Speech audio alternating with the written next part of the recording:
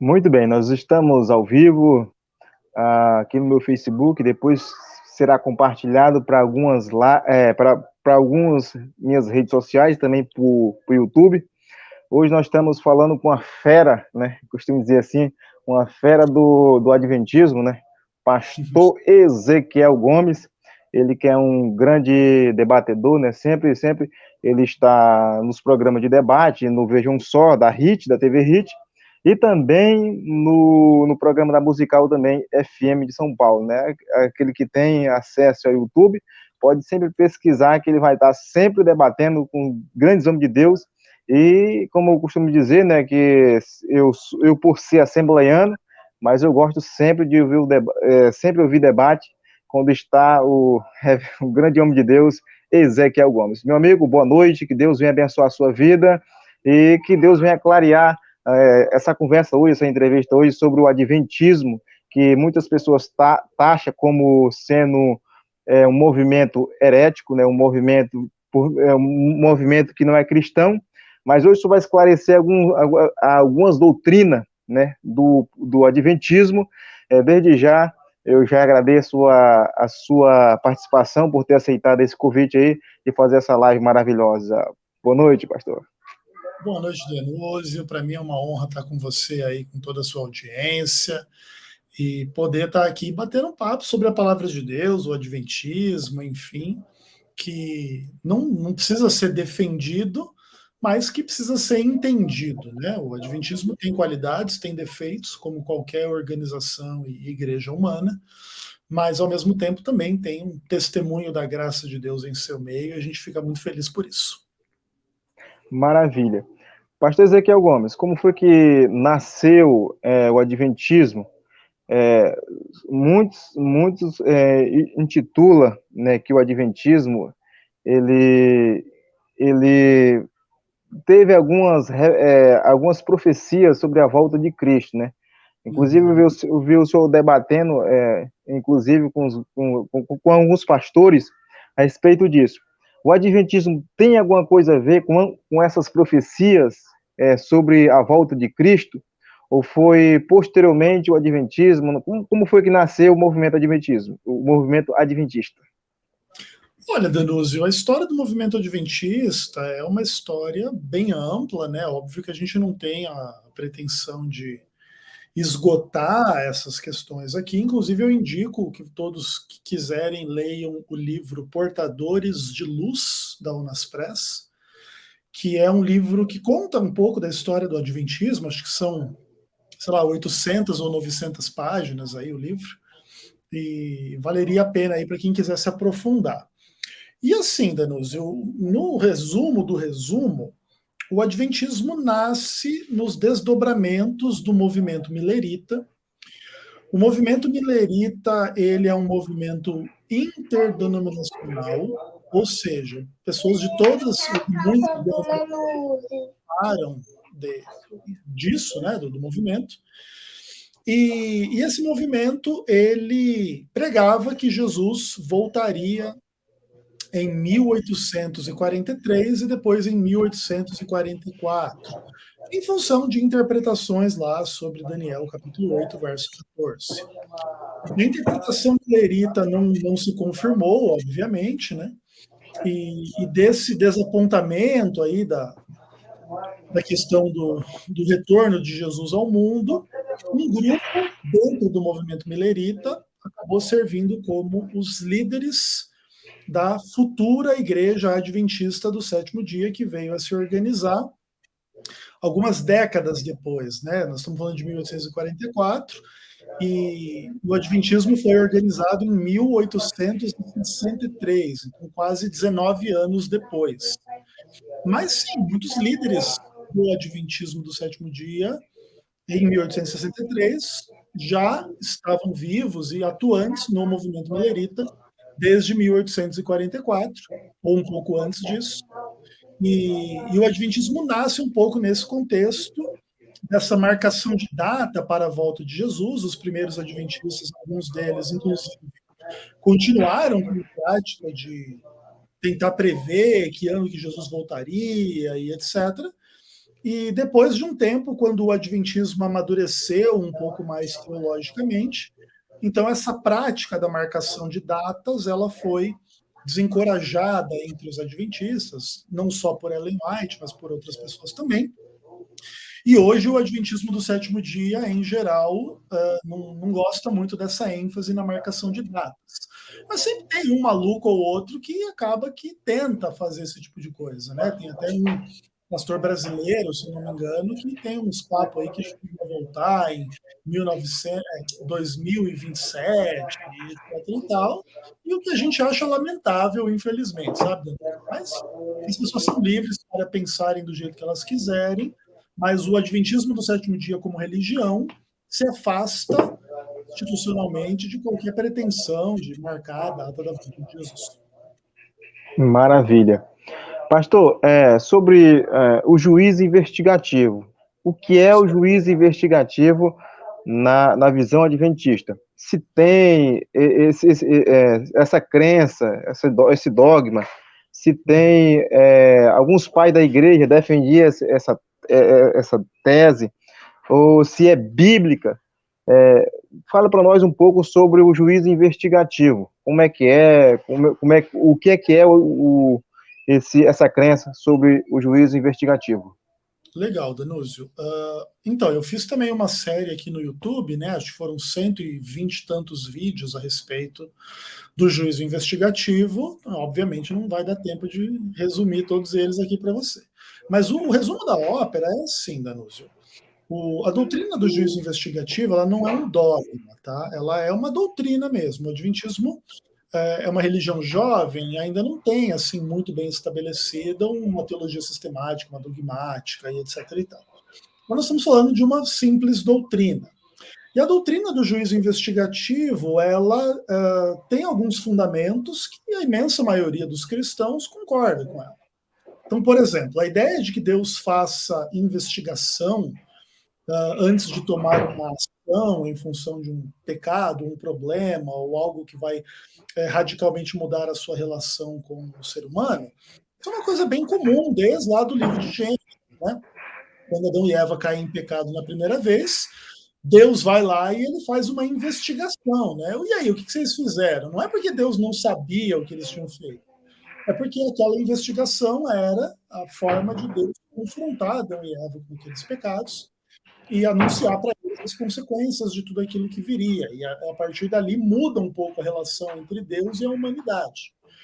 Existem outras questões da Bíblia que revelam princípios semelhantes. Por exemplo, quando Deus e dois anjos descem até Sodoma e Gomorra para ver o que estava acontecendo ali. Não é porque Deus não sabia o que estava acontecendo, é porque essa é a forma de Deus agir quando ele vai tomar uma atitude radical, como no caso, destruir Sodoma e Gomorra. Dessa forma, o Adventismo entende que antes da segunda vinda de Jesus existe um juízo investigativo que vai preparar o cenário para quando Jesus voltar, de acordo com as profecias bíblicas, as pessoas já estejam separadas entre salvos e perdidos. Por isso, o juízo investigativo também é chamado de juízo pré-advento. Por quê? Porque quando Jesus voltar, a humanidade já vai ser separada entre salvos e perdidos. Então, o que vai acontecer? Os salvos mortos vão ressuscitar, os salvos vivos vão ser transformados e os ímpios irão morrer e só vão ressuscitar na segunda ressurreição. Então, todo o grupo dos salvos já vai estar completo na segunda vinda de Jesus. O que isso significa? Que o juízo final a respeito da salvação ou perdição de todas as pessoas precisa se completar antes da vinda de Jesus. Então, pense da seguinte forma. Vamos pensar que o adventismo esteja equivocado quanto, por exemplo, à data do início do juízo investigativo em 1844 em diante, porque essa é a doutrina do juízo adventista. Então, nós cremos que em 1844 iniciou-se o juízo final, que vai se completar no final do milênio, lá, de acordo com o Apocalipse 20. Mas vamos pensar que o adventismo esteja errado nessa convicção. E vamos pensar que Jesus vai voltar no ano 2100 somente. Então, um pouco antes de 2100 tem que acontecer o juízo final. Para quê? Quando Jesus voltar em 2100, as pessoas já estão separadas entre salvos e perdidos. E aí Jesus vai enviar os anjos para arrebatar os salvos e vai condenar os perdidos. Então é isso, é basicamente isso. A única diferença da visão adventista nesse caso é que nós cremos que esse processo desse juízo final iniciou-se em 22 de outubro de 1844. Mas aí existem muitas questões quanto à nossa visão a respeito do livro de Daniel, do livro de Levítico, do livro de Hebreus e do livro do Apocalipse, que revelam Cristo no santuário celestial, a purificação do santuário celestial e etc. E aí é uma discussão bem interessante, assim, que envolve questões aí sobre o bode Azazel, sobre a expiação na cruz, sobre o perdão dos pecados, sobre como que essa dinâmica toda da intercessão de Cristo e da mediação de Cristo no santuário celestial ocorrem diante do fato de que Jesus é um sumo sacerdote, de acordo com a ordem de Melquisedeque. Aí tem um monte de questões lá do livro de Hebreus que se relacionam com isso.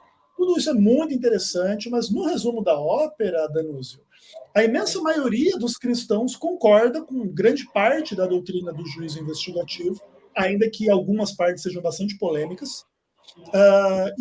Assim, por exemplo, os da igreja, eles não tinham a visão de que Jesus iria demorar 2000 anos para voltar. Então, você não encontra exatamente essa sistematização da doutrina adventista nos pais da igreja.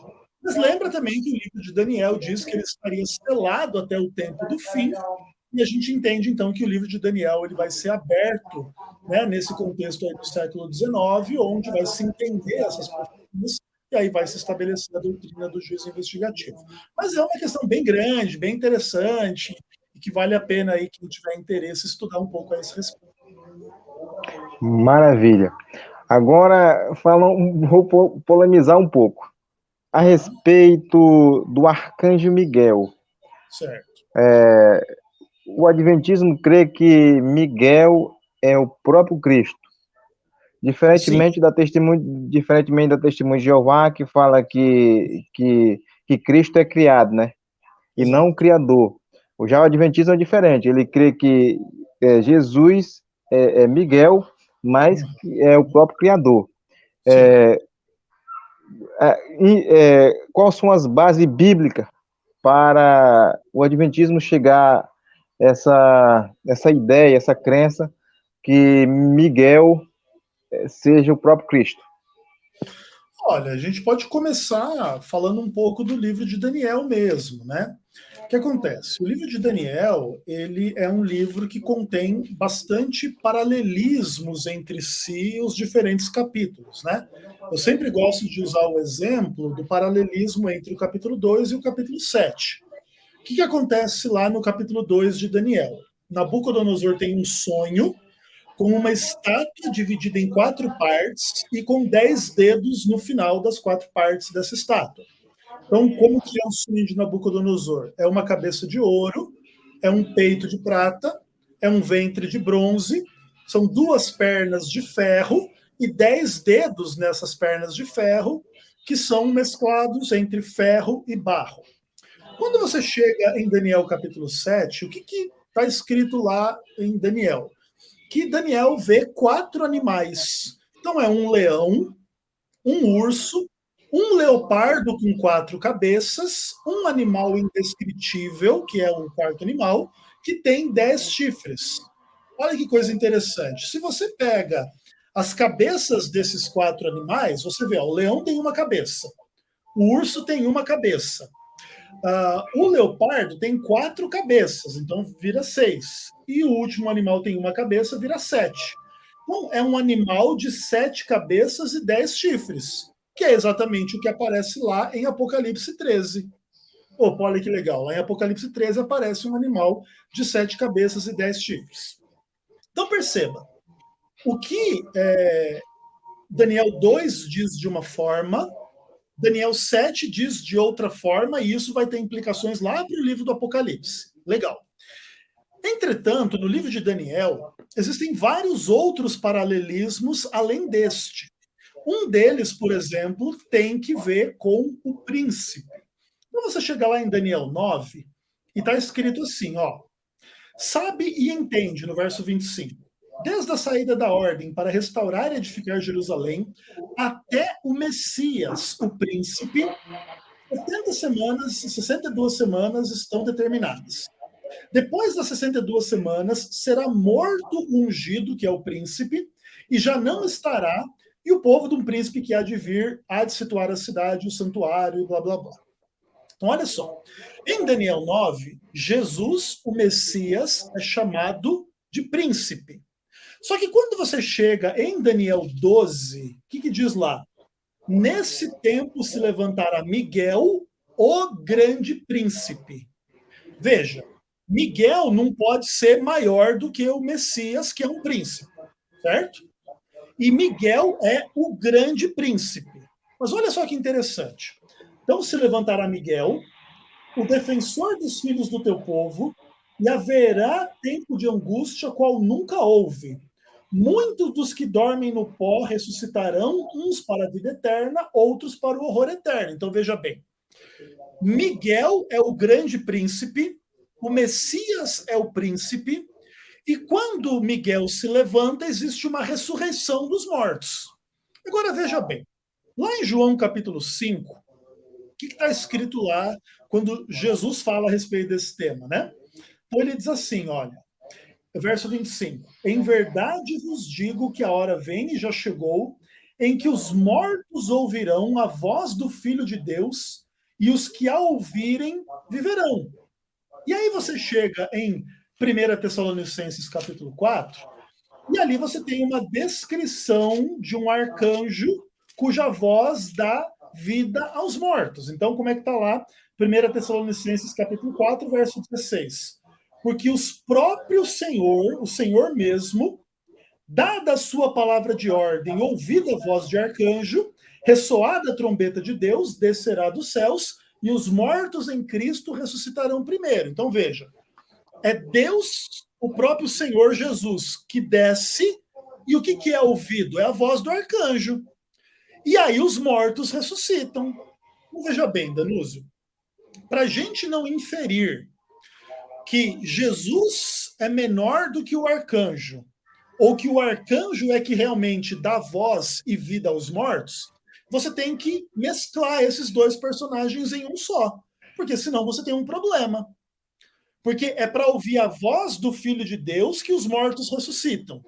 E em Tessalonicenses é a voz do arcanjo que é ouvida e os mortos ressuscitam. Jesus é a ressurreição e a vida. Em Miguel, lá em Daniel 12, ele se levanta e os mortos ressuscitam.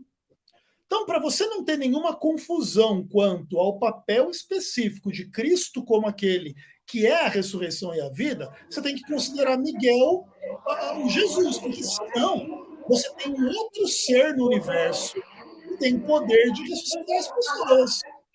Então, por exemplo, o Senhor desce do céu, aí ninguém ressuscita.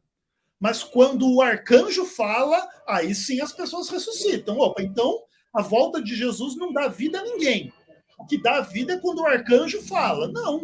Se você considera Jesus Cristo como esse arcanjo, você resolve o problema. Outra coisa, lá no Antigo Testamento, você tem, por exemplo, Êxodo capítulo 3, onde ali Deus aparece para Moisés, certo?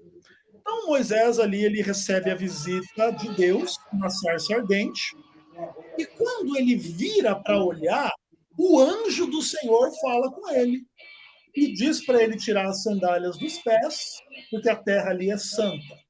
Depois, em Josué capítulo 5, o príncipe do exército do Senhor recebe a adoração de Josué e diz para ele tirar a sandália dos pés, porque a terra é santa. Depois, em Juízes capítulo 13, Manoá vê o anjo do Senhor e chama e diz assim: eu vi a Deus e etc. e tal. No Antigo Testamento, o anjo do Senhor ele tem características divinas. E, inclusive, a maioria dos cristãos e teólogos entende que essa figura é o Cristo pré-encarnado na figura do anjo do Senhor, que é plenamente Deus. Ele é adorado, ele recebe adoração, etc. Lembra que quando um anjo comum foi adorado em Apocalipse, João foi repreendido. E o anjo falou, não me adore, só tem que adorar a Deus. Mas o anjo do Senhor recebe adoração. Jesus também recebe adoração. Então, em função dessas questões, a gente entende que Jesus é Miguel, até porque ele é o líder do exército de Deus em Apocalipse 12, e não tem outro líder do exército de Deus, a não ser aquele que é igual a Deus, que é o próprio Cristo.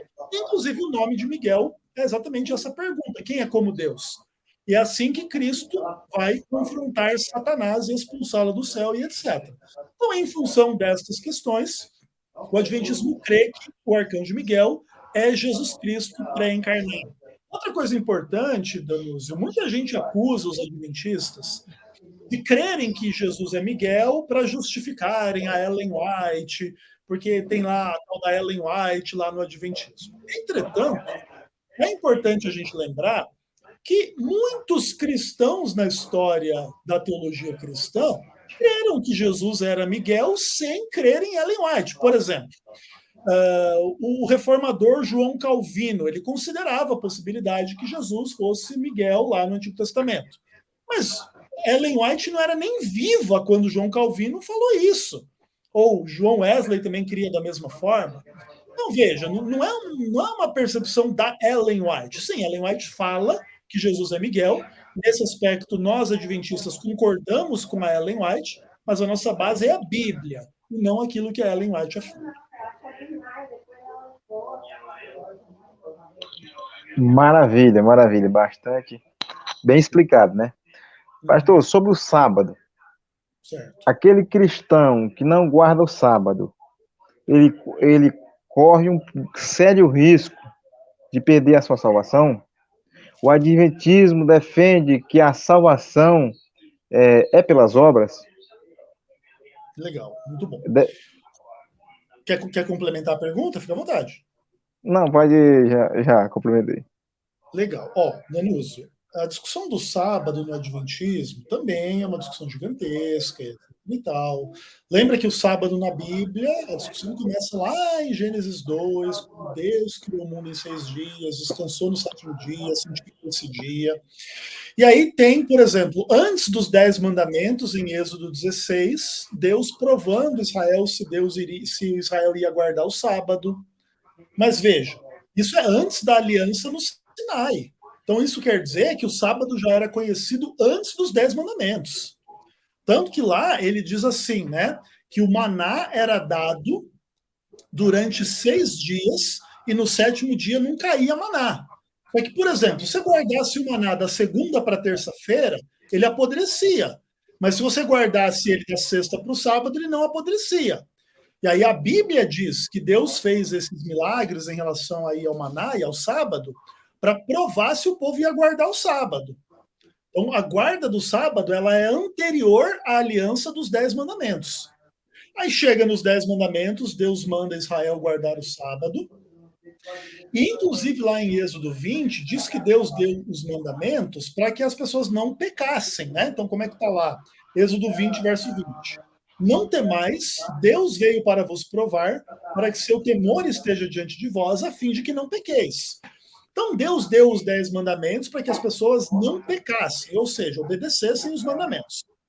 Todavia, Danúzio, lá em Êxodo 25, Deus mandou fazer o santuário para ele habitar no meio do povo. E o que acontecia no santuário? Você tinha sacrifícios de cordeiro. O livro de Levítico inteiro é destinado a explicar como é que funcionava o sacrifício do cordeiro para purificar Israel dos seus pecados. Então, olha só.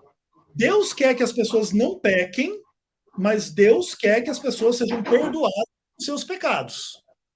Então, o que isso quer dizer? Quer dizer que o ideal é não pecar, mas todo mundo peca. Não tem ninguém sem pecado. Então, Danúzio, entenda da seguinte forma. Quem não guarda o sábado está em perigo de se perder? Sim.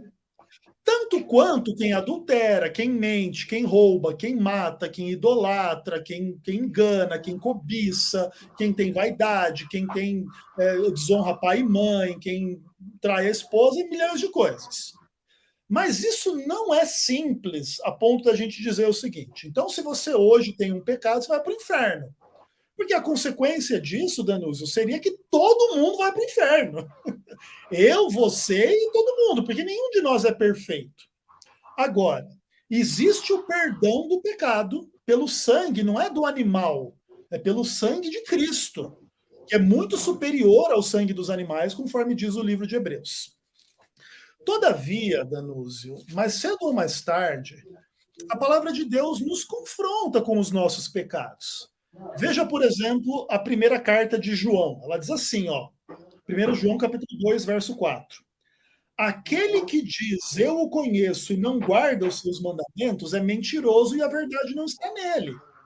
Veja o capítulo 3, verso 4. Todo aquele que pratica o pecado transgride a lei, porque o pecado é a transgressão da lei.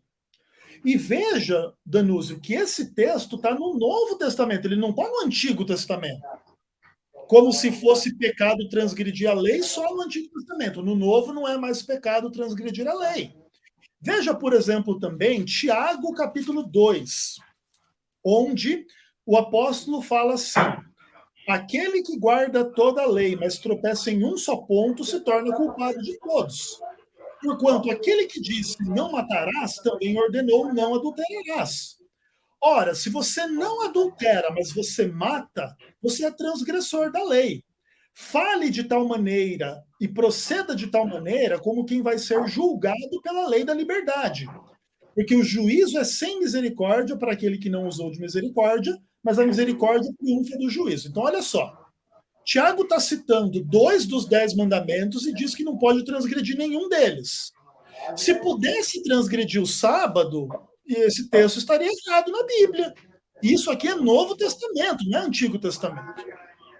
Que Tiago deveria dizer o seguinte: aquele que guarda toda a lei, mas não guarda o sábado, está tudo certo.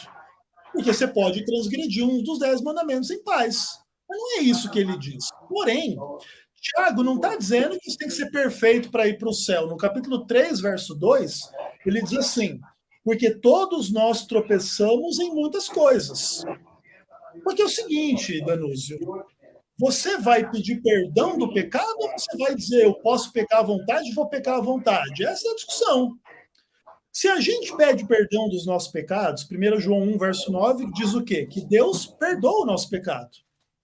Então, se eu transgrido o sábado, eu tenho dificuldade, eu tenho esse pecado, eu posso buscar a Deus e pedir perdão e ser perdoado e ser salvo. Agora, se eu digo assim, eu não preciso guardar essa lei é uma idiotice, isso é legalismo, isso é besteira, você não está indo contra o adventismo, você está indo contra a palavra de Deus. E se a gente usar de misericórdia, Deus vai ter misericórdia da gente. A gente não pode nunca condenar ninguém ao inferno por causa dos seus pecados, senão eu e você vamos para o inferno por causa dos nossos pecados. Mas isso não quer dizer que a gente pode brincar com pecados. Não o adúltero, mentiroso, ladrão, estuprador, etc., poderiam fazer o mesmo. A gente tem que tratar o transgressor do sábado igual a gente trata o assassino, o ladrão, o idólatra, o mentiroso e o falso. Não é porque a gente é perfeito em guardar o sábado, longe disso. Nós não somos perfeitos na sexualidade, nem no sábado, nem no dinheiro, nem nas palavras, nem em nada. Mas, obviamente, a gente deve buscar ser o melhor possível. Nessa busca por ser o melhor possível, Danúzio, alguns adventistas acabam desenvolvendo um legalismo, uma percepção de que eles têm que se esforçar para ser salvo pelas obras, etc. Mas esse é um erro desses adventistas. Assim como tem assembleiano que pensa coisas semelhantes. Por exemplo, o assembleiano ele não acha que ele tem que guardar o sábado. Mas tem muito assembleiano que acha que se usar calça, usar saia, ou fizer uma coisa errada, vai para o inferno, porque etc. Como se a salvação dependesse daquilo que a gente faz.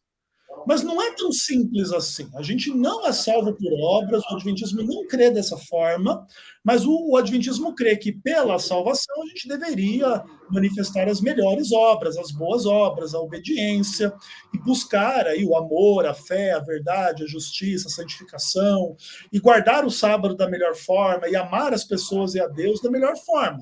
Isso não quer dizer que a gente não erra, mas isso quer dizer que a gente pelo menos tenta acertar. E todo mundo, acredito eu, Danuso, que concorda com esse espírito. A gente tem que evitar o farisaísmo, tem que evitar o legalismo, tem que evitar a salvação pelas obras, porque tudo isso é heresia e engano, cara.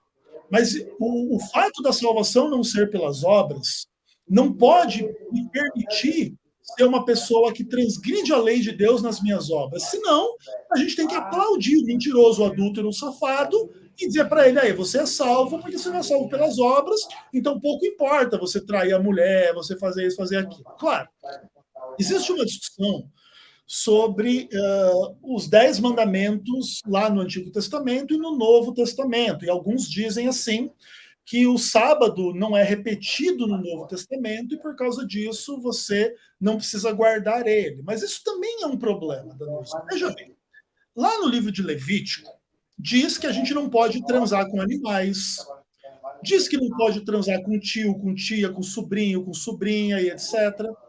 Vários regulamentos que não são repetidos no Novo Testamento. E aí, cara, você acha que você pode transar com animais por causa disso? Você aceitaria esse argumento? Um cara que está fazendo uma coisa abominável contra a lei de Deus, você diria para ele assim, não, cara, não está escrito no Novo Testamento, está liberado.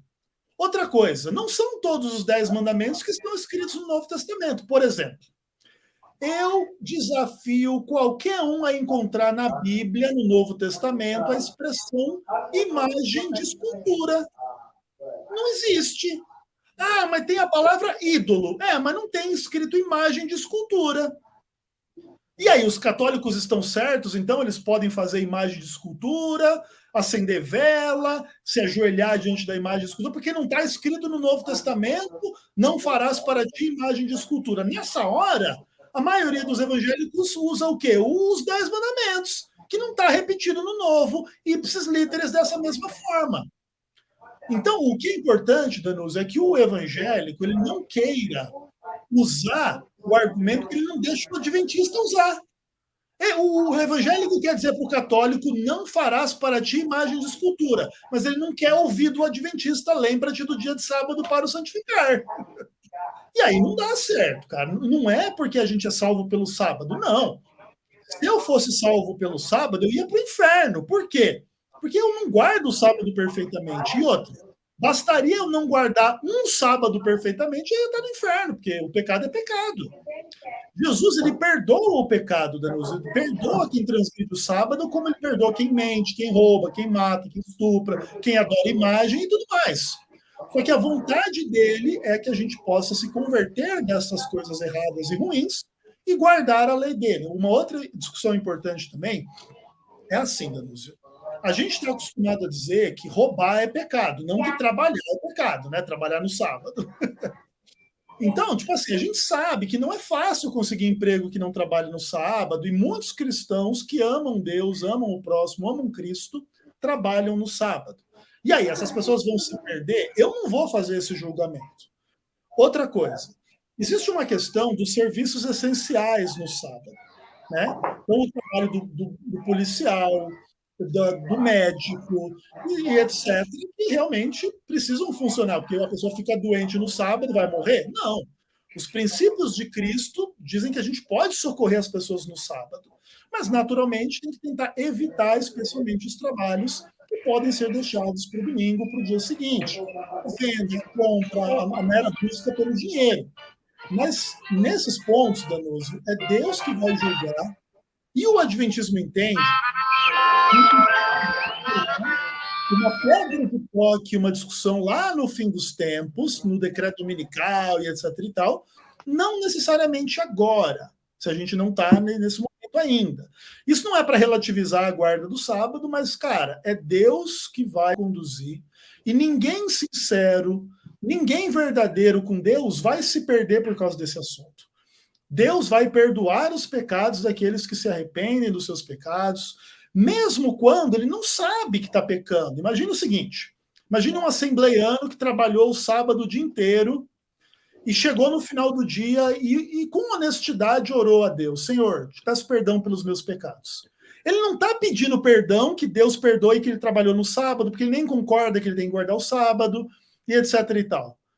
Só que ele está sendo sincero ao pedir perdão dos pecados dele para Deus. Mas Deus pode perdoar que ele trabalhou no sábado. Como ele pode perdoar se ele, infelizmente, cometeu algum erro, uma mentira, olhou para uma mulher de jeito que não devia, falou de uma forma áspera com uma outra pessoa. Deus pode perdoar todos esses pecados e a transgressão do sábado também. O que Deus quer ver é a sinceridade do coração de cada um, e aí também cada um vai responder para Deus, não é para mim, não é para o adventismo do sétimo dia. Então o sábado para nós é muito importante. Lá em Apocalipse 14 fala do Deus que criou o céu, a terra, o mar e as fontes das águas. Isso é uma citação praticamente explícita do mandamento do sábado, que diz que Deus criou o mundo, a terra, o mar e tudo que neles há. Então, e também lá em Apocalipse 14, 12, diz que é para guardar os mandamentos de Deus e a fé em Jesus. Então a gente entende que o sábado está incluído, mas não queremos fazer o juízo final das pessoas. Isso pertence a Deus, Danúzio, não aos adventistas do sétimo dia. Maravilha, maravilha. Pastor, nós sabemos que o adventismo, ele defende que Moisés ressuscitou. Sim. Né? Moisés ressuscitou. Mas a Bíblia vai dizer que depois de alguns dias que Moisés tinha morrido, Deus mandou que o povo fosse plantear em memória de Moisés. E também a Bíblia vai falar lá no Monte da Transfiguração, que Moisés aparece, né? Moisés aparece mais Elias, né? Sim. Na sua opinião, a Bíblia é bem clara que Moisés realmente ressuscitou? Ou essa colocação do adventismo é mais um achismo? A sua opinião, pastor, sobre isso aí? Moisés ressuscitou ou não? Muito boa a sua pergunta. Deixa eu só rapidinho aqui fechar essa janela aqui que tá fazendo um barulho alto aqui, rapidinho. Beleza. Minha esposa tá lavando roupa aqui e tá fazendo um barulho aqui, não quero atrapalhar a live. Essa é uma pergunta muito boa e eu acho assim que a Bíblia não é totalmente explícita e clara para dizer que Moisés ressuscitou. Isso é uma questão de uma percepção adventista que tem que ver com muitas questões. E existe, vamos dizer assim, uma pequena chance, vamos dizer assim, de que existe uma explicação diferente da explicação adventista, especialmente para a transfiguração, que seria assim um pouco do problema um pouco maior com a aparição de Moisés vivo lá no Monte da Transfiguração. Então vamos tentar entender um pouco do cronograma das questões em geral.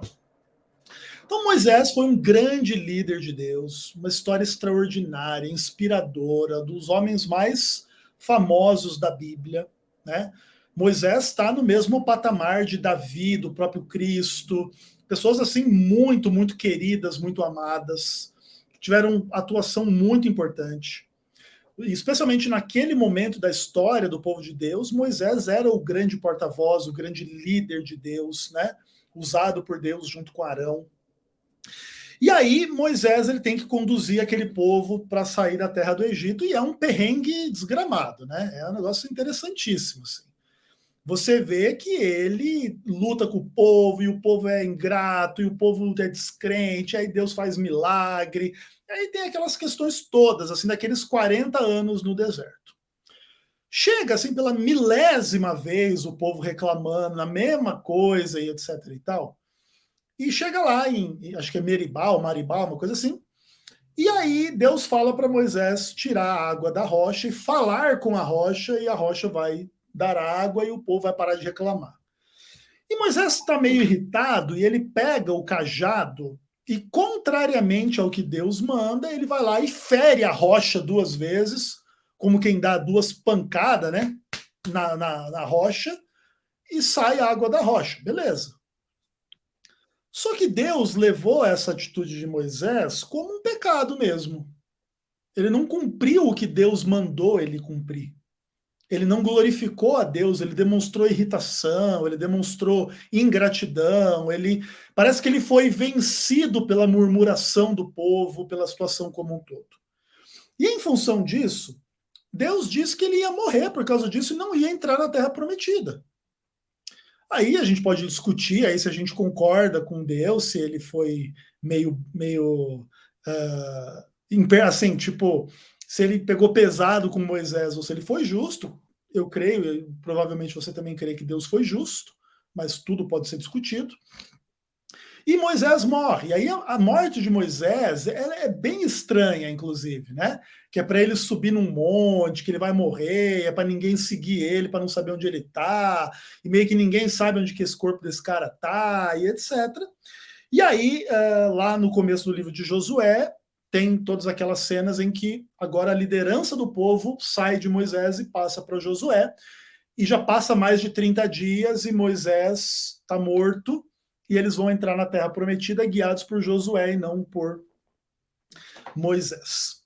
Um dos problemas dessa visão adventista da ressurreição de Moisés é que Ellen White diz que Moisés morreu, mas o seu corpo não viu corrupção, então ele foi meio que ressuscitado rapidamente, mas aparentemente a Bíblia declara ele morto mais de 30 dias depois da sua morte. Esse é um primeiro problema. Independente, porém, da Ellen White, também é importante a gente lembrar que Ellen White não está acima da Bíblia, né? Ellen White diz que a Bíblia é a única regra de fé, doutrina e prática. Então, tipo assim, o que Ellen White falou ou não falou é absolutamente secundário em relação às discussões. Mas beleza. Então Moisés morreu, o povo entrou na terra junto com Josué, e lá em Mateus 17, aparece Moisés no Monte da Transfiguração. Mas veja bem, entre Josué e o Evangelho de Mateus, você tem praticamente a Bíblia inteira. E uma das coisas que a Bíblia diz é que os mortos nada sabem, não participam de nada que acontece debaixo do sol. E também que não pode invocar mortos, você não pode ter comunhão com morto, porque são demônios, ídolos e etc. E agora chega em Mateus 17, está lá Moisés, que não se fala nada que ele ressuscitou, mas tá ele lá sendo invocado, morto, com um espírito, ou coisas do tipo. Fica incongruente, entendeu? Então, ou seja, a Bíblia diz lá em Eclesiastes 9 que o morto não participa de nada debaixo do sol. Agora, Moisés, contrariamente ao que diz Eclesiastes 9, está participando de algo debaixo do sol. Então Jesus está ali debaixo do sol e Moisés está batendo papo, conversando, como é que vai ser ou não vai ser a morte de Jesus e etc. Se a gente fosse tomar esse texto como Moisés desencarnado, em forma de alma, participando de algo debaixo do sol, você teria um erro em Eclesiastes 9. A palavra de Deus estaria errada. A palavra de Deus diz que o morto não participa e está lá Moisés participando. A única forma disso não ser um problema, Danúzio, é a gente entender que ali a visão de Moisés era só simbólica, ele não estava ali presente, nem ressuscitado, nem em forma de alma, era como se fosse um holograma, ou um filme, ou coisas do tipo. Então, por exemplo, se eu morri, mas alguém está vendo esse vídeo depois que eu morrer. Eu não estou presente, nem em espírito, nem em ressurreto, mas você pode ver o meu filme. Então, se Deus tivesse usado uma visão onde Moisés não estivesse presente nem em espírito, nem em ressurreto, seria uma interpretação diferente da interpretação adventista. Mas quando você vê lá em Judas 9, aí que você tem a verdadeira discussão, que o arcanjo Miguel, que na nossa visão é Cristo, e o Satanás, eles disputavam sobre o corpo de Moisés. Mas qual que é o sentido disso? Dentro da nossa visão, aí está a cena da ressurreição de Moisés. Não quer dizer que a Bíblia explique ipsis literis. Olha, aqui Moisés está ressuscitando, mas veja, o arcanjo Miguel aparece em Daniel 12 ressuscitando as pessoas. E agora ele está disputando sobre o corpo de Moisés com o diabo. O que isso quer dizer? Na nossa percepção, isso quer dizer que ali Jesus desceu para dar vida a Moisés, ressuscitá-lo e levá-lo ao céu, como Enoque foi ao céu, e depois como Elias foi ao céu. E aí, no Monte da Transfiguração, Moisés poderia estar presente, literalmente ressurreto dentre os mortos, na cena da transfiguração. Naturalmente, Danúzio, isso é uma interpretação ampla, tem alguma chance de estar errada e equivocada. Nesse caso, a Ellen White também estaria errada e equivocada, mas a argumentação bíblica não é absurda. É uma argumentação que é possível entender e é possível que seja isso que aconteceu, mas, naturalmente, é um tema bastante polêmico e que alguns gostam de ver aí que o adventismo prega heresias, etc. e tal. A gente entende, mas discorda um pouco aí da visão da maioria. Inclusive, os que defendem que Moisés não ressuscitou, ele usa bastante o termo grego que é horman. Inclusive, o próprio Jesus falou, né? Vai e não conte a visão, que no caso é horman, né? Sim. E lá em 2 ou 1 Coríntios, e em Atos dos Apóstolos vai dizer que Cristo é a primícia, né? O primeiro. Muitos vão dizer que é de maneira cronológica, né? No caso, o aparré, né? Maneira cronológica. Ele foi o primeiro a ser ressuscitado, Cristo. Só que, na sua opinião, na opinião do movimento adventista, Moisés foi o primeiro, no caso, né? Então, essa é uma boa pergunta. É que é assim, Danúzio, veja bem. A ideia de que o pensamento adventista contrarie a posição de Cristo como primícia dentre os mortos, ela não é bem correta.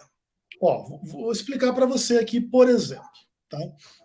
Lá em Mateus 27, você tem uma cena muito curiosa de pessoas que ressuscitaram quando Jesus morreu, e depois eles foram vistos na cidade. E ali a narrativa, ela dá um pouco a impressão de que talvez eles tenham ressuscitado antes de Jesus ser ressuscitado. Não sei se você já percebeu quanto a isso.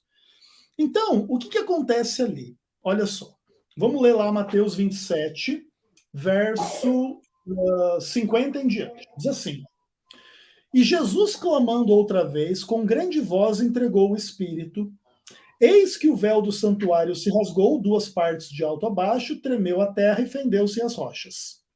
Abriram-se os sepulcros e muitos corpos dos santos que dormiam ressuscitaram e saíram dentre os sepulcros depois da ressurreição de Jesus. A narrativa dá a impressão que eles ressuscitam quando Jesus morre, e quando Jesus ressuscita, eles saem dos túmulos para aparecer na cidade. Nesse caso, eles teriam ressuscitado antes de Jesus também. Mas como é que Jesus pode ser o aparré lá, a primícia dos mortos? Veja bem, toda a ressurreição de todas as pessoas no Antigo Testamento, ou talvez aqui em Mateus 27, aconteceu em função de Jesus ser a ressurreição e a vida. Quando Jesus deu vida a Lázaro, ele fala: eu sou a ressurreição e a vida. Ou seja, a ressurreição está disponível desde agora e aí ele ressuscita Lázaro. Claro, Lázaro ressuscitou para morrer novamente. Ele não ressuscitou para viver eternamente. Assim também os adventistas entendem que Moisés ressuscitou, mas em tese ele poderia voltar a morrer, por exemplo, se Jesus falhasse na sua missão. Porque ele não ressuscitou como quem tem a vida eterna e etc e tal. Ele dependeria de Cristo, né? Vencer e etc, e etc, e etc. Então nós entendemos que o aparré, ali no caso, é Jesus, não como o primeiro a ressuscitar em termos cronológicos, mas em termos de importância, assim como ele também é o primogênito dos mortos, mas ele não é o primeiro a morrer. Mas ele é o primeiro a ressuscitar dos mortos para essa vida imortal. E todos os demais, por exemplo, Enoque, Elias, Moisés, ou esses santos que ressuscitaram em Mateus 27, eles têm então a sua vida eterna confirmada, porque agora Jesus realmente venceu a morte, agora a ressurreição eles vão viver eternamente. Mas em tese, se Jesus falhasse, eles iriam morrer, eles eram pecadores. Claro que isso também é uma visão polêmica, também ela é um pouco complexa. Por exemplo, é possível entender Mateus 27 como querendo dizer que eles ressuscitaram só depois que Jesus ressuscitou. Tudo bem, é possível discutir um pouco ali o texto original e tudo mais. Seja como for, a nossa ideia não é que Moisés é as primícias dentre os mortos e não Jesus. Não. Jesus é a primícia dentre os mortos e Moisés teve a sua vida eterna confirmada unicamente depois que Jesus venceu a morte. Beleza. E eu acho que eu não me engano, se eu não me engano, tem o Oscar Cuman também fala, ele também acredita, né, que Moisés ressuscitou, né? É o Oscar Cuman, né? Eu confesso Ué, para você que não sei. Eu li o livro do Oscar Cuman sobre a ressurreição, não lembro dele falar da ressurreição de Moisés, não. Mas existem outros judeus e ué, cristãos que ué, creem que Moisés ressuscitou. eu não tô fugindo aqui minha mente. Ou é o Oscar Cuman, ou é o Adam Clark. O Adam Pode ser, Clark. pode ser que alguém. Alguns cristãos já especularam sobre a possível ressurreição de Moisés, sim. Até porque lá em Romanos, né, fala que a morte reinou de Adão até Moisés. A gente não concorda muito com o uso desse texto para resolver essa questão, mas é um texto que alguns usam por aí. Ah, tá, beleza. Pastor, nós sabemos que o adventista, eles são tendetopsirrita e Uhum, psicopanirrita. Eu perfeito. quero falar eu quero falar, quer dizer, perguntar para o senhor a respeito da imortalidade da alma. O senhor crê que o ser humano é feito de corpo, alma e espírito? Ou só acredita que é feito só de corpo, ou que a alma e o espírito é de maneira intercambiável, né? Ou o senhor crê só apenas que o corpo é apenas uma entidade, que corpo, alma e espírito as mesmas coisas, já que no Velho e no Novo Testamento, essa palavra alma é polissêmica, né? Quer dizer várias coisas, quer dizer vários significados, dependendo mesmo do seu contexto, né? Na sua opinião, o senhor acha que o ser humano, ele, ele quando morre, ele tem consciência do que está acontecendo ou ele tem um sono profundo? Porque no Adventismo ele defende que a morte, quando o ser humano morre, morre todos, né? Porque, como eu falei, vocês acreditam que o corpo, alma e espírito é apenas uma entidade, né? Quer dizer, o Neshfer Hayar, né? O Neshamar. Na opinião de vocês, né, do Adventismo, na opinião do senhor, principalmente aqui, né? Quais são os textos que comprovam que a alma ela morre, né? No exato momento quando o corpo morre. Legal. Tema muito bom, muito amplo também, né? E assim, nós entendemos que não é equivocado fazer referência a corpo, alma e espírito.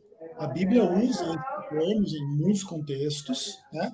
Tanto em contextos as três palavras estão presentes, como em contextos onde apenas ocorre só corpo, ou só alma, ou só espírito, e etc. E tal. Não cremos que existe nenhum erro na Bíblia quanto a esse tema. Todavia, o que a gente crê, Danúzio, é que os conceitos, especialmente de alma ou espírito, eles acabaram sendo um pouco deturpados na história do cristianismo em função da influência grega, dessa entidade imaterial que supostamente é imortal e sairia do corpo quando o ser humano morre, né? Que é a visão grega, não é exatamente a visão bíblica. E isso teria implicações muito graves e muito complexas para você pensar na narrativa bíblica. Por exemplo, vamos começar com Romanos capítulo 5, né? Então, lá em Romanos capítulo 5, Paulo vai falar um pouco do pecado e da morte. Então, o que ele fala? Romanos 5,12. Por um só homem entrou o pecado no mundo e pelo pecado a morte. Assim a morte passou a todos, porque todos pecaram. Depois você chega lá no capítulo 6, verso 23, o salário do pecado é a morte. Se o ser humano tem uma alma imortal, independentemente do pecado, dois problemas acontecem. Ou o pecado realmente não trouxe a morte, ou a alma não tem pecado. Inclusive, os gregos iam um pouco nessa direção, que o corpo é mau e a alma é boa. Como você podia fazer Dualismo, qualquer... né? Oi? O dualismo, né? Isso. Aí você podia fazer qualquer coisa má com o seu corpo, que isso não contaminava a sua alma, e quando você morresse, a sua alma ia sair do seu corpo e você ia para o mundo das ideias, para o mundo espiritual, e ia dar tudo certo, porque o seu corpo é matéria e a sua alma é superior. Então, esse dualismo grego, ele não é explícito na Bíblia, pelo contrário. A Bíblia tem alguns conceitos de corpo e alma, ou carne e etc., mas a ideia é um pouco falar assim, da natureza inferior e da natureza superior, não exatamente de matéria e algo imaterial. Porque é esse ser imaterial, que seria a alma imortal, não pode ter pecado. Mas aí, a Bíblia diz que todos pecaram. E você tem outros problemas além desse. Se a alma não peca, ela não morre. Mas se ela peca, ela tem que morrer. Porque senão você seria o quê? Um pecador na alma imortal. E aí o pecado não trouxe a morte. O salário do pecado não é a morte. Então, em função disso, muitas pessoas entendem, não é só adventista, que a alma humana, é o ser humano por completo, que é constituído de tudo que é o ser humano, corpo, alma, espírito, pensamento, sensações, consciência, tudo que você quiser falar, fôlego de vida e tudo mais, é uma unidade. Quando morre, tudo deixa. Por quê? Porque veio do pó, volta ao pó, o fôlego de vida volta a Deus que o deu, e acabou a consciência, acabou tudo. Inclusive, é assim que a Bíblia escreve a morte. Como a gente já citou, né? Eclesiastes capítulo 9 é um texto absurdamente claro quanto a isso. Que diz o texto lá? Os mortos não sabem coisa nenhuma. A sua memória jaz no esquecimento. Amor, ódio e inveja para eles pereceram e eles não têm parte alguma no que acontece debaixo do sol. O que mais que diz lá no verso 10? No além para onde tu vais, não há obra, nem projeto, nem conhecimento, nem sabedoria. Não tem nada. É morte, acabou. O pecado, ele mata as nossas lembranças, as nossas sensações, as nossas memórias, as nossas palavras, nossos pensamentos, nosso amor, nosso ódio, tudo morre, tudo acaba. Agora, Deus vai ressuscitar o ser humano. Nós não cremos que a morte é o fim de tudo, nós cremos que, como Jesus ressuscitou, nós vamos ressuscitar. Então, entre a morte e a ressurreição, nós cremos no sono da alma, como se diz, né? Que é exatamente a palavra que Jesus usou lá em João capítulo 11. Nosso amigo Lázaro dormiu. Quando Paulo fala sobre esse tema, não quero que sejais ignorantes quanto aos que dormem. Dormir é o quê? Os mortos. Não é heresia adventista chamar a morte de sono. É a Bíblia e Jesus, Paulo e etc., que chama a morte de sono. Outra coisa importante. Muitas pessoas tentam escapar da minha argumentação dizendo que não é a alma que é imortal, mas é o espírito. Mas olha só, Isaías 57, aqui, vamos ver qual é o verso aqui, deixa eu só ver aqui direitinho, é o verso 16, diz assim, ó, não contenderei para sempre, nem me indignarei continuamente, porque, do contrário, o Espírito definharia diante de mim o fôlego de vida que eu criei. Ou o Espírito, que é o fôlego de vida aqui, ele pode definhar, se Deus quiser que ele define.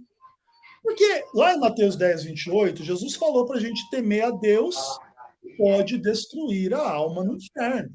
É a nossa compreensão lá do verbo apólime naquele contexto. Então, Mateus 10, 28 diz que Deus pode destruir a alma. Como é que a alma pode ser indestrutível, imortal, que não morre de jeito nenhum? Não faz sentido.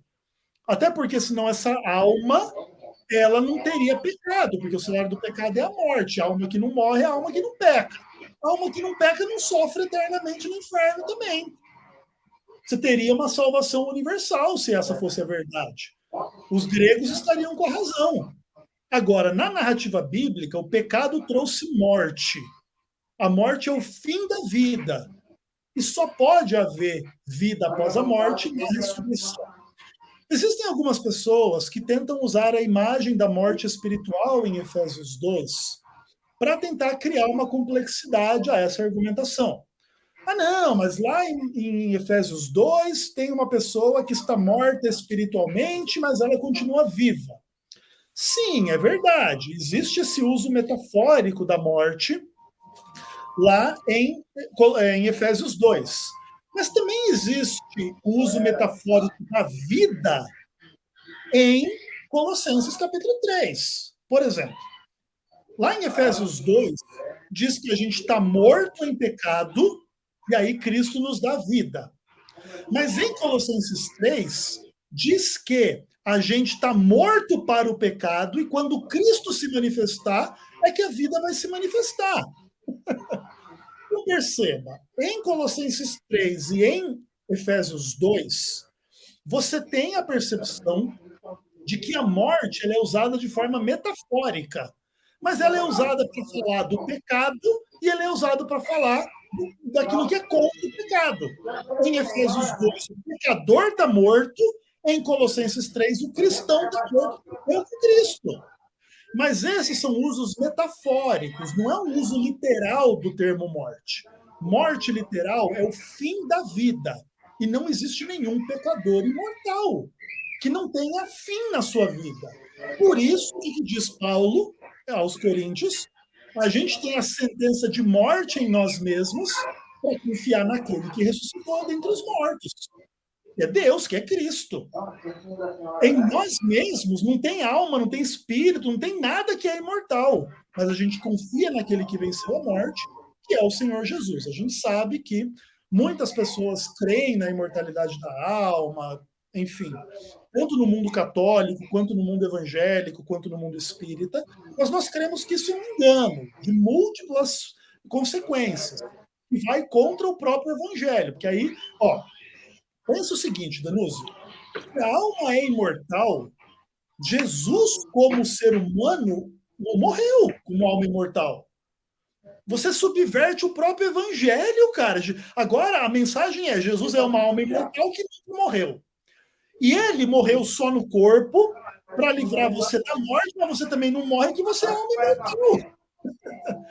Não faz muito sentido, entende? É um Jesus que não morre, pelas pessoas que também não morrem, porque o pecado não trouxe a morte, todo mundo é imortal nessa história, independentemente de crer em Jesus ou não. Mas o que diz 1 Timóteo? Que a imortalidade vem mediante o evangelho, ela não vem naturalmente, como se a gente fosse imortal na nossa alma, no nosso coração. Então, por causa disso, a gente rejeita a imortalidade da alma e crê unicamente na salvação mediante Cristo e na vida mediante a ressurreição. Entre a morte e a ressurreição, existe inconsciência do sol. Maravilha. Pastor, mas quando nós entendemos lá em Mateus, só acabou de dizer aí, não temei o que mata o corpo e não pode matar a alma, mas temei tanto que ele faz perecer tanto o corpo, né, como a alma, né, no Sheol, né, Hades, né, Hades, Perfeito. inferno. E vai dizer também lá em Apocalipse que as almas debaixo do altar de Deus. Perfeito. Se as almas não têm consciência, eu uso até também a parábola do rico e do Lázaro, né, que eles tinham consciência. Muitos vão dizer que ali é parábola e outros vão dizer que não é parábola, né? Uhum. Na sua opinião, esses versículos, essas passagens, pode complicar para a doutrina da mortalidade da alma? Legal, boa pergunta. Minha resposta é não, acho que não tem nenhuma complicação em relação a esses versos, ainda que possa se fazer necessário explicações adicionais a respeito dessas questões. Então vamos lá. Olha que coisa importante. Quando Jesus foi ressuscitar não sei se era filha de Jairo, ou algumas das pessoas que Jesus ressuscitou no seu ministério, ele foi inclusive zombado, porque ele falou assim, que a menina não estava morta, mas ela dormia, e etc e tal, e aí as pessoas zombaram dele, e aí ele foi lá e ressuscitou a menina. Legal. Olha que coisa interessante. Jesus, ele ignorou a morte da menina, afirmou que ela não estava morta, mas ela dormia, e a ressuscitou. Isso quer dizer uma coisa bem importante. Jesus, nesse caso, ele só considera a morte realmente a segunda morte, porque a primeira você pode acordar dela. Então, o que é a morte verdadeira? Segundo Apocalipse 20, é a segunda morte, certo? Então, olha só, a menina que Jesus ressuscitou, ela tinha morrido a primeira morte. Jesus nega que ela esteja morta. Mas veja, não é porque Jesus mentiu. É porque ela ainda não tinha passado pela segunda morte. Então ela ainda iria ressuscitar. Então ele ressuscita ela, e agora ele mostra que ele é a ressurreição e a vida, e ele ignora essa primeira morte como sendo uma verdadeira morte. Isso tem implicações bem interessantes para Mateus 10, 28. Não temais os homens que matam o corpo, mas não podem matar a alma. A ideia aí é que a palavra alma, ela tem essa carga grega que faz as pessoas terem a impressão que Jesus está pregando que a entidade imaterial que mora no corpo não pode morrer. Mas não é exatamente isso. A palavra psirrê, ela também significa vida ou vida eterna. Lembra, por exemplo, o que adianta ganhar o mundo e perder a alma? O que é perder a alma? É perder a vida eterna. Não é perder a entidade imaterial, entende? Porque o termo psirrê significa vida ou vida eterna. Tanto, por exemplo, assim, olha, quando Jesus fala, a minha alma está profundamente triste até a morte antes de ir para a cruz. Ele não está dizendo que a entidade imaterial dele está triste, mas que a mente dele, a vida dele, ele, como consciência, está triste. Até o ponto de morrer, ele vai morrer. Então perceba, quando a gente leva isso tudo em conta, a gente não pode temer e não deve temer quem nos mata, mas não tira a nossa vida. Em que sentido? No sentido da vida eterna.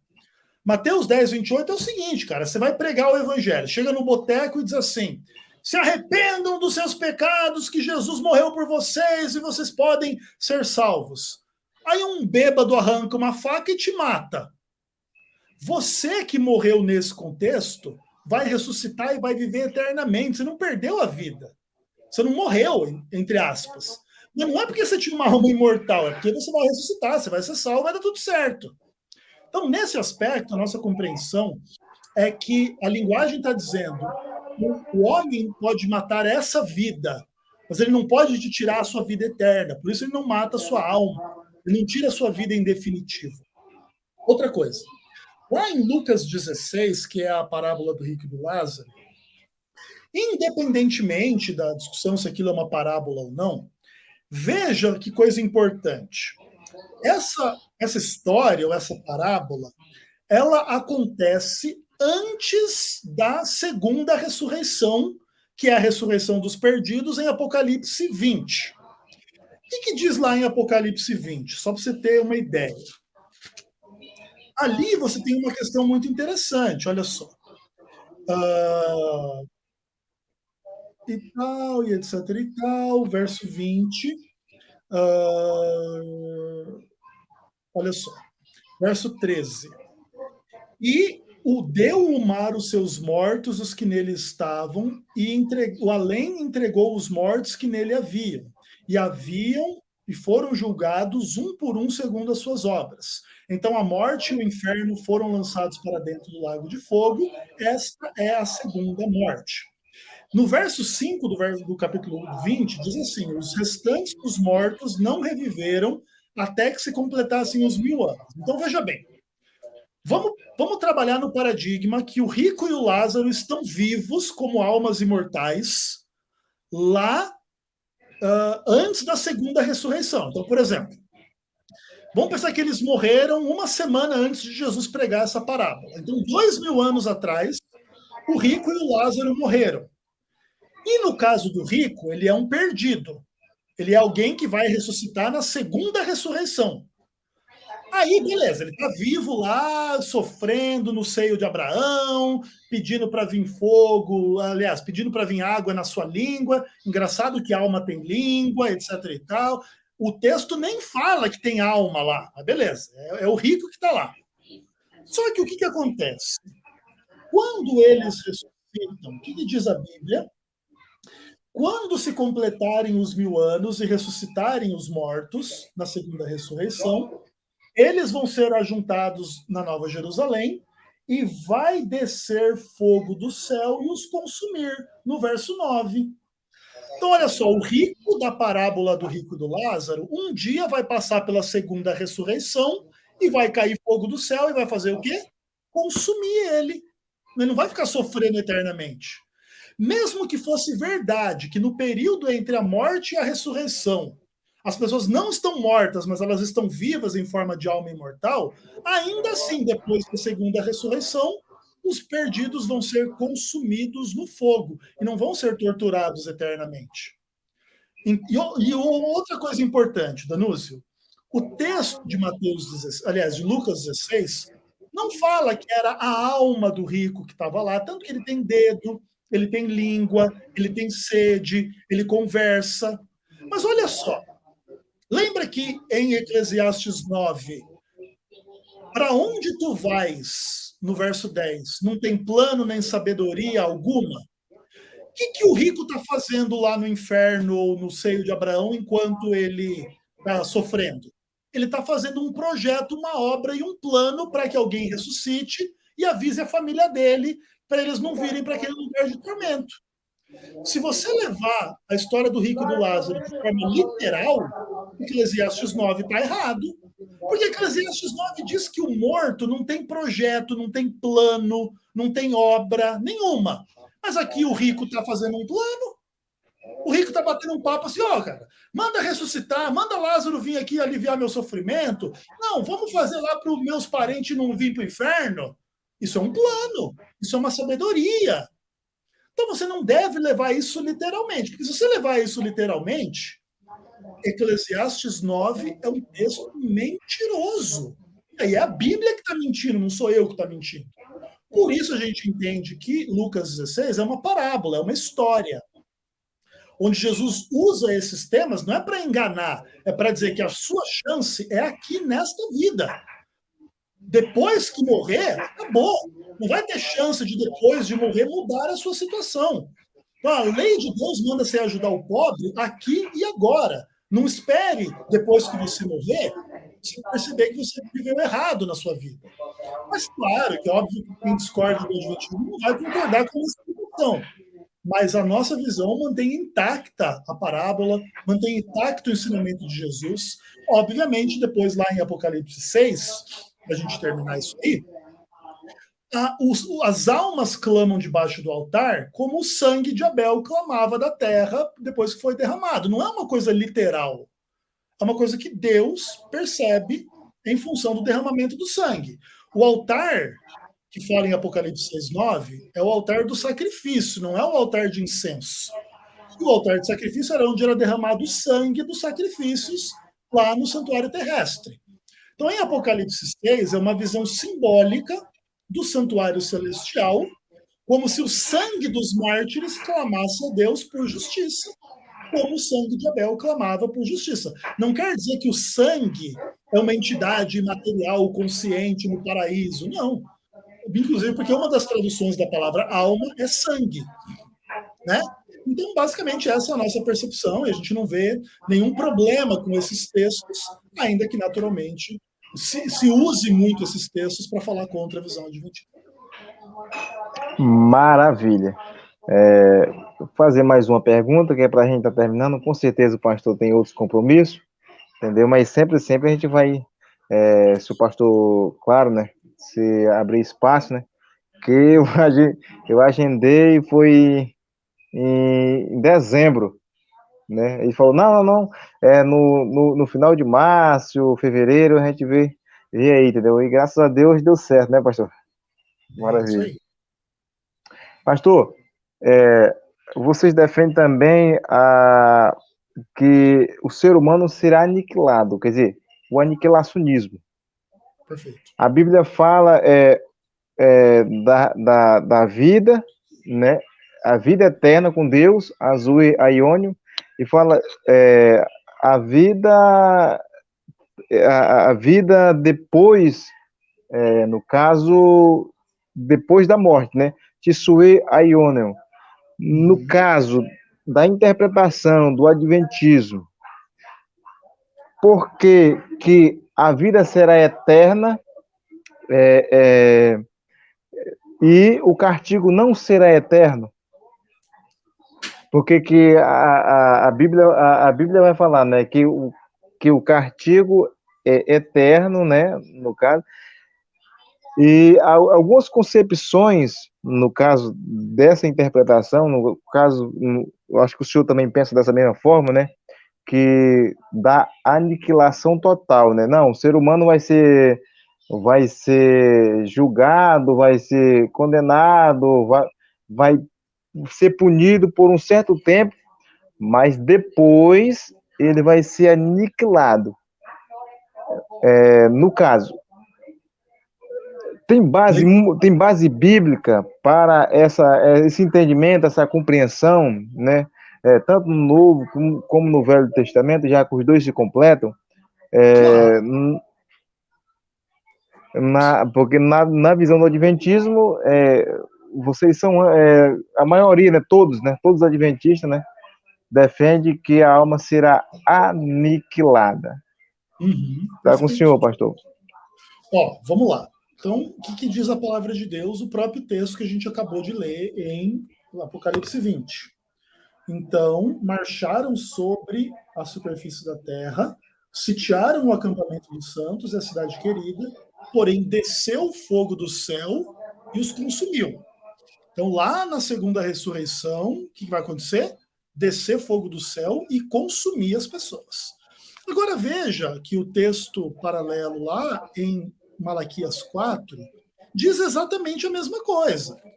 Veja, por exemplo, ó, Malaquias 4 diz assim: Eis que vem o dia e arde como fornalha, e todos os soberbos que cometem perversidade serão como restolho, e o dia que vem os abrasará, de sorte que não lhes deixará nem raiz, nem ramo.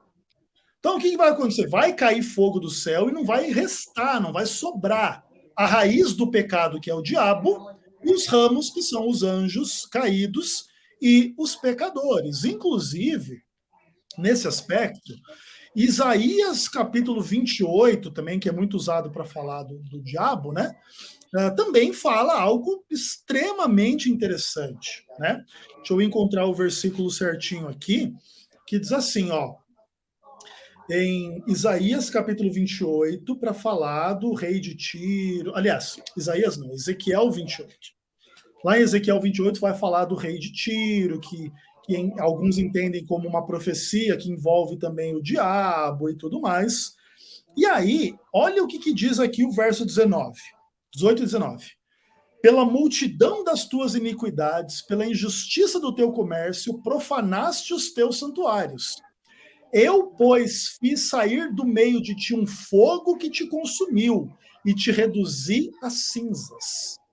E esse é o texto que, lá no verso 15, diz que ele era perfeito nos seus caminhos, que era o querubim da guarda. Então, veja bem, o querubim da guarda, Deus vai fazer sair fogo do meio dele, que vai consumir ele, vai destruir ele. Não é sofrimento eterno, é a aniquilação.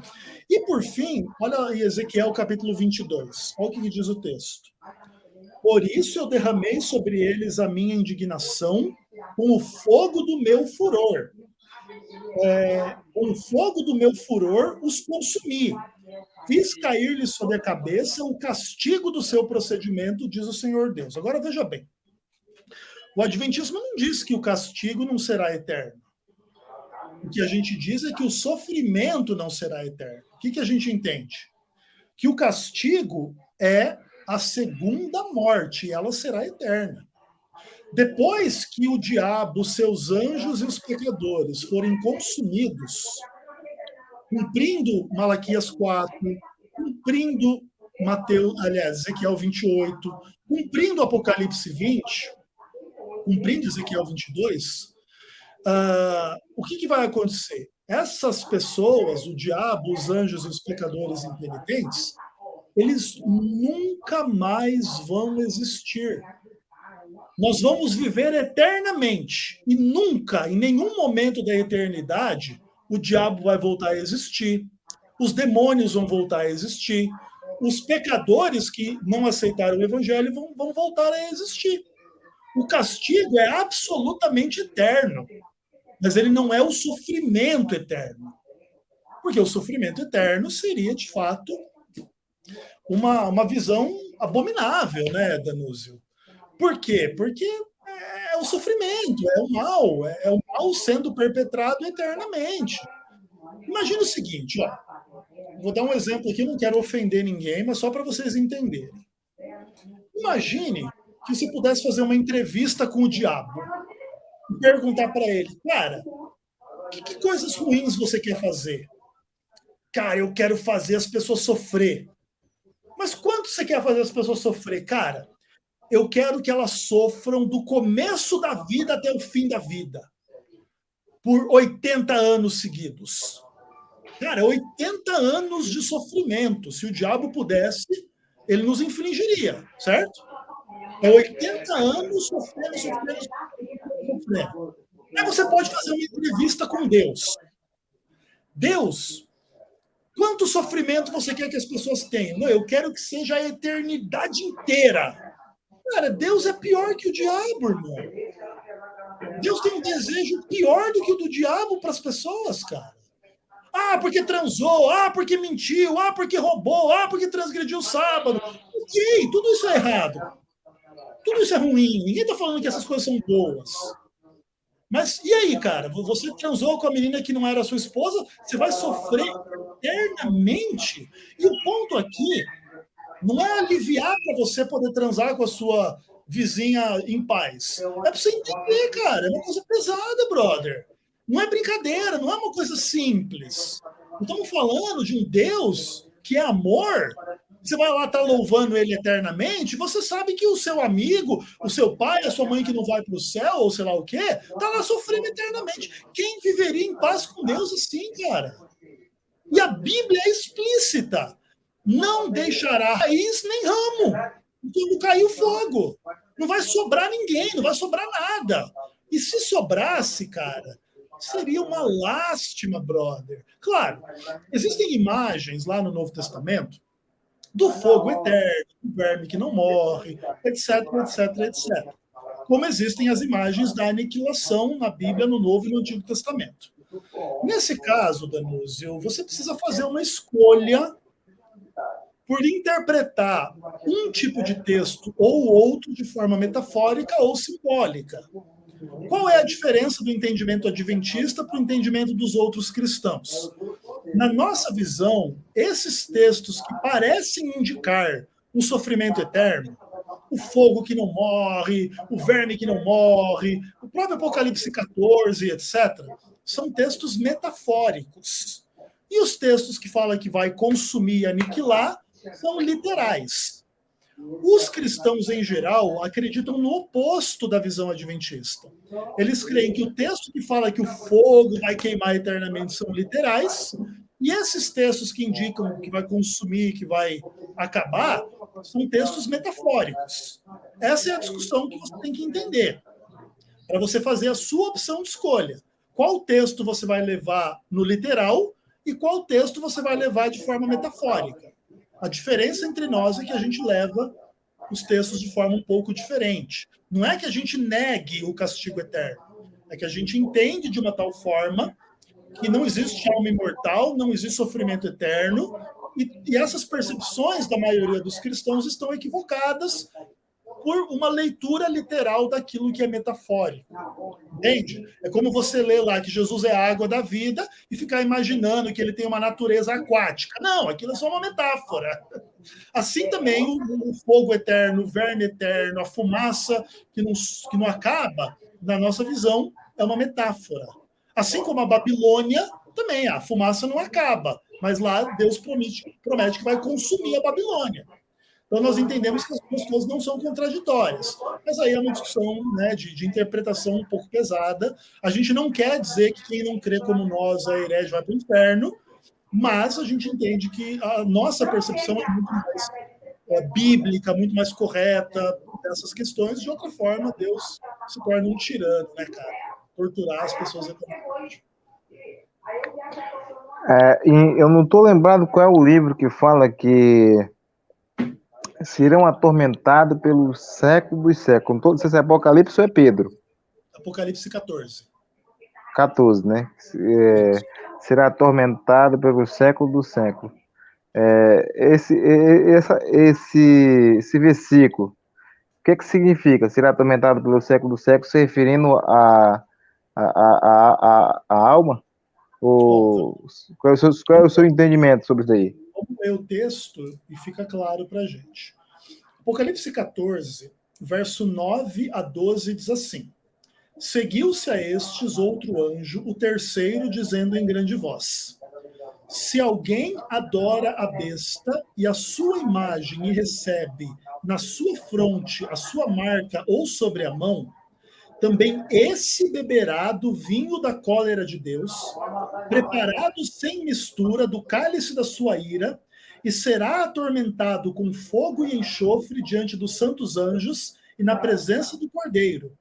A fumaça do seu tormento sobe pelos séculos dos séculos, e não tem descanso algum, nem de dia nem de noite. Os adoradores da besta, da imagem do seu nome, e quem quer que receba a marca do seu nome. Aqui está a perseverança dos santos, os que guardam os mandamentos de Deus e a fé em Jesus. Primeiro ponto importante de falar sobre esse texto, Danúzio, é o seguinte: essa promessa de tormento eterno, ela é dirigida unicamente a quem receber a marca da besta. A marca da besta ainda não é uma realidade hoje. Então perceba, desde Adão e Eva até hoje, quantas pessoas morreram ímpios, mas eles não receberam a marca da besta. Então, mesmo que você quiser literalizar aqui essa imagem e dizer que aqui é uma alma que sofre eternamente, você só poderia, pelo texto, atribuir essa alma que sofre eternamente às pessoas que receberem a marca da besta, no final da história, não a ninguém mais. Você tem que levar o texto no literal. Você não pode literalizar o que você quer e deixar como simbólico o que você não quer. Por exemplo, aqui diz que todo mundo que morrer sem Cristo vai sofrer eternamente. Não, o texto não diz isso. O texto se refere aos adoradores da besta que recebem a marca da besta, seja lá o que for. Vamos pensar que é um chip, ou que é o domingo, o que for que seja.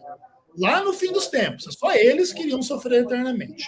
Só que um outro ponto, Danúbio, é o seguinte: quando você avança para Apocalipse 18, você percebe que lá também se fala dessa fumaça que vai subir pelos séculos dos séculos e etc. Veja, por exemplo, lá em Apocalipse 18, vai dizer do grande Babilônia, vai sofrer aí esse destino e etc. E cadê? Aqui, ó. O fruto sazonado que a sua alma não apeteceu se apartou de ti, para ti se extinguiu o que é delicado e esplêndido, e nunca mais serão achados.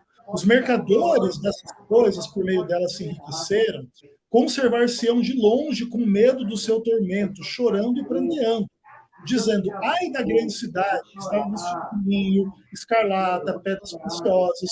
Em uma hora ficou devastada a tamanha riqueza, e todo piloto que navega livremente, e os marinheiros que estão no mar, se encontraram de longe, vendo a fumaceira do seu incêndio, gritavam: que cidade se compara à grande cidade? Levantavam, lançavam o pó sobre a cabeça, choravam, pranteando, gritando: ai da grande cidade, porque em uma hora foi devastada. Então, o que acontece? As imagens aqui de Apocalipse 18 elas são tiradas lá do livro de Isaías, onde fala da condenação de Edom pelos séculos dos séculos, que é a imagem da Grande Babilônia. Então, aqui, tirando a imagem lá do livro de Isaías, partindo para Apocalipse, o que vai acontecer com essa cidade? Ela vai queimar, vai ter essa fumaceira, mas ela vai ser devastada, ela vai ser consumida. E é a imagem dos séculos lá no livro de Isaías. Então, em função dessas coisas, Danúcio, a gente entende que essas questões são metafóricas. Vai querer dizer o quê? O fogo que vai destruir o mal e o pecado e tudo isso, entendeu? Então, esse é o nosso entendimento. Claro que os imortalistas não vão concordar, isso é óbvio. Mas a gente entende que esse entendimento é bastante superior à visão do tormento eterno e etc e tal, até porque lembra que lá em Apocalipse 20, quando acontece a segunda ressurreição, vai ressuscitar os adoradores da besta também, não vai? Então, eles, vai descer fogo do céu e os consumir. Então, tipo, não vai ter eternamente ninguém sofrendo. Vai cair fogo do céu e consumir eles. Então, a gente entende o nosso entendimento dessa forma. Beleza? Maravilha. Quero agradecer ao pastor, né, que trouxe aí. Tinha muito mais para nós falar hoje. O negócio é o tempo, né? Estamos com mais de 1h30 falando sobre esse assunto. Se nós pudéssemos, é tão complexo, se nós quisermos, nós falaria o dia todinho. Faltou sobre o Boy de Azazel, sobre Ellen White, faltou sobre, deixa eu ver, mas sobre a crença do Adventismo sobre o milênio, né? O que o Adventismo pensa sobre a tribulação, se já estamos vivendo a tribulação. Mas eu creio que não vai faltar outra oportunidade para nós falar, né, a respeito das crenças, né, do Adventismo, que eu quando era mais jovem, me converti no Adventismo. Depois eu fui para a Assembleia de Deus e hoje eu sou assembleiano. Mas eu quero agradecer ao pastor, né, pelo tempo que ele tem cedido aqui a gente, que Deus venha abençoar poderosamente a sua vida, e vai ter outras oportunidades, claro, né, se ele realmente aceitar o convite, creio que ele vai aceitar, que Deus venha abençoar o senhor, pastor.